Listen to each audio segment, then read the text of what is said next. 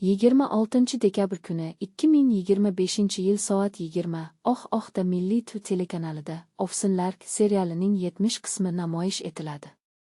Ushbu qism tomoshabinlarni oilaviy munosabatlar yanada keskinlashadigan, his-tuyg'ular va qarorlar muhim ahamiyat kasb etadigan voqealar bilan kutib oladi. Serial mazmunida bir oilaga kelin bo'lib tushgan Ovsinalarning murakkab hayoti tasvirlanadi.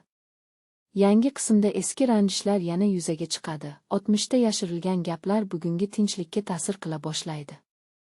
Har bir qahramon sabr va haqiqat o'rtasida tanlov qilishga majbur bo'ladi. Bu esa voqealarni yanada hayajonli qiladi. Ovsinlar seriali o'zining hayotga yaqin syujeti, milliy qadriyatlarga hurmat bilan yondashuv orqali ajralib turadi. Qahramonlar mukammal emas, lekin aynan shu jihat ularni tomoshabinga yaqinlashtiradi. 70 qism ham shu ruhda davom etib, tomoshabinni o'ylantiradi va oilaviy totuvlikning qanchalik muhim ekanini yana bir bor eslatadi.